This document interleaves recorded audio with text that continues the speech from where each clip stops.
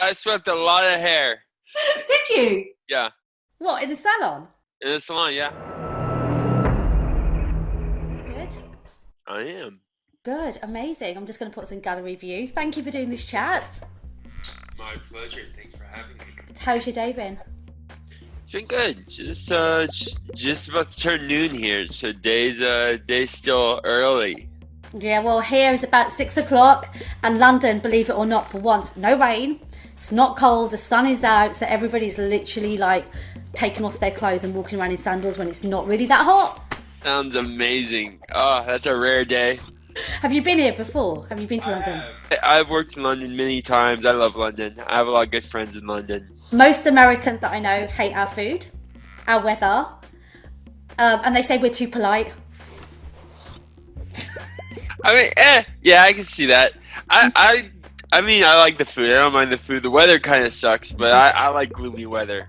Yeah. Um, Oh, you're one of those people. but yeah, I'm one of those people. Can't you tell by the turtleneck? I know, I was thinking, why are you wearing we say polar neck, you say turtle. I love the differences in language. It just is, it's like the cutest thing. You know when you talk to somebody from a different country, just those little differences, they just make me smile. You're never going to believe what happened at the Oak Room.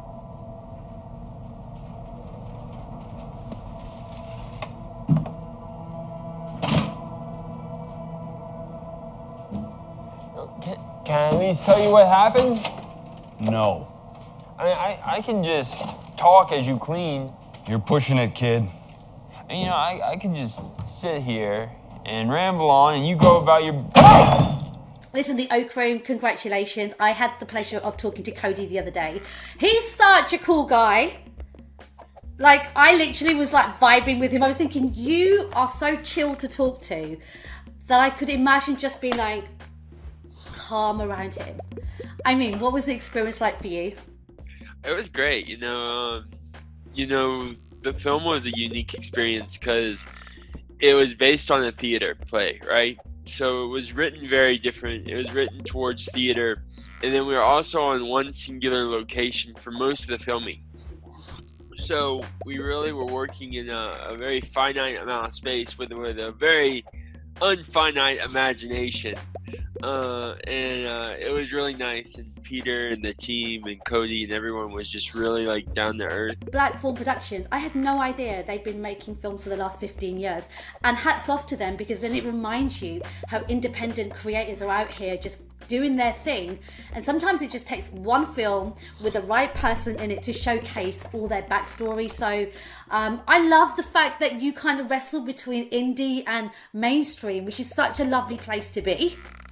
I like it. I prefer more indie films because you get more heart and you get more exploring of the mind and more exploring of arts and willingness to dive deeper into different topics that mainstream media doesn't really view as a profitable market, or like a market that is something that they're like, no, it's too unstable. We want something more finite, something that you can look through it and you know you're going to get it every time. I don't want to hear it. But what? I think you're going to want to hear what I have to say. Why? Because a story is worth 1,000 words. Are you like over the Zoom life, or are you embracing it? You've got the whole headset. It's like you're set for life. No, and people hate this thing. People are like, do you have any ear pods, or do you have something less like noticeable? Yeah. I don't like what it does to your face. I'm like, look, you want to buy me them? Yeah. I'll be more than happy. Love it. Get these. But you know you would fit right in with the Twitch world. Yeah, I thought about doing that, but see, that's very different than like Zoom meetings. Like the Twitch, the live streaming, that's its own entity, right? That's Yeah. a thing. I can't remember the last time I watched a film that just had men in it. I guess I didn't notice. Yeah, I guess I didn't notice. I guess it is a bunch of. Never mind. I'm not going to say what I was going to say, but Say it. bunch of dicks on the dance floor, eh? But it's unique because now everything is so diverse where it's like you have to have like it's almost mandatory to have a female lead, a diversity cast, and one cripple guy, which is usually me. Okay, I'm wondering because this is another thing that I love about you is although I think with the Oak Room, it was nothing. There was no point that they said this guy has mild cerebral palsy or any disability. It was just your character, and it was for us to take what we wanted, right? But equally, I know that you're totally comfortable with sharing who you are. Triumph is coming out soon, and you're playing a character. It's based on a true story that does suffer from cerebral palsy. I'm wondering though, like as an advocate and passionate person that always speaks out about equality, especially for people with disabilities, and then also just wanting to play a great character, over these years, has it got better when it comes to auditions and the things that you're getting cast for? Well, with COVID, the decline is rapid, but as a whole, it has gotten a lot better. Not necessarily for me specifically, but for the general masses. So much more inclusion, so much more accessibility. Yeah. I know there's still a lot to go on. I mean, there's a lot of places where we fall short in the media on inclusion and accessibility. But as a whole, I see a lot of change and growth over the last decade.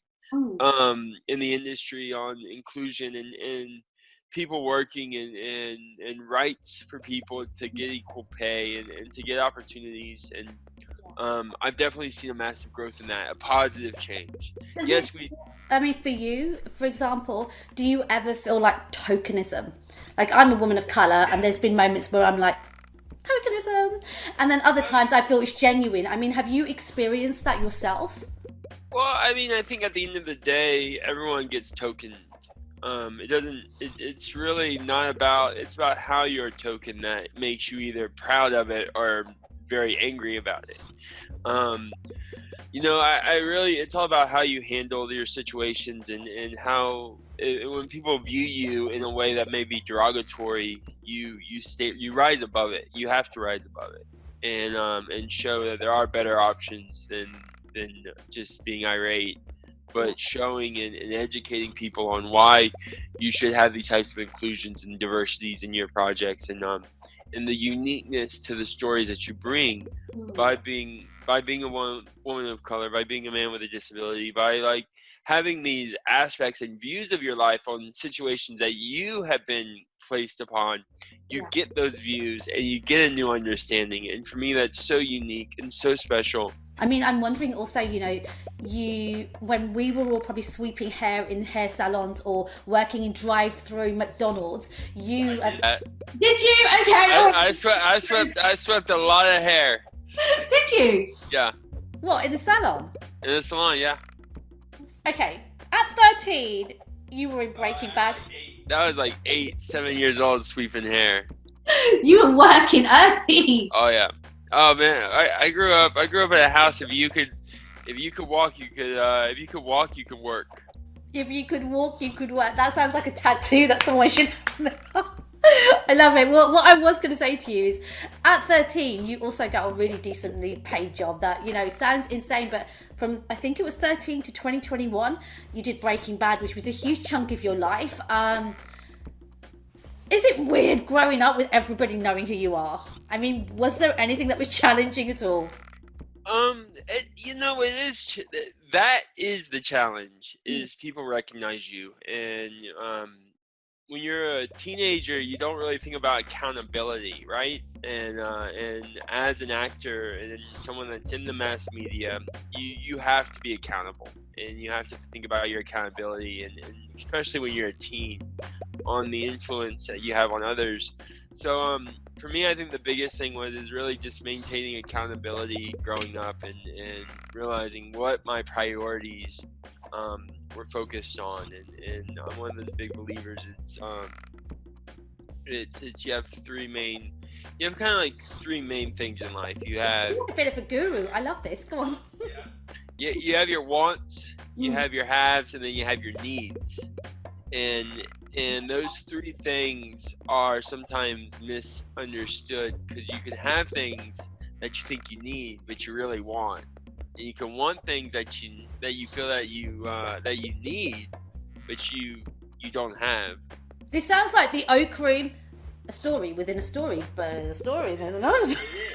And in this formula, it's how you react and what you do. And I always try to keep in mind of what is the overall need, and do I want it, or do I have it, and how can I do it to provide that need for others. Have you always been so incredibly self-aware, or did you ever go nuts like the rest of us and have a moment where you were just like, oh damn, and somebody had to pull you back and say, you need to chill out now a little bit, you're getting a bit crazy? I mean, that probably happens like once a year.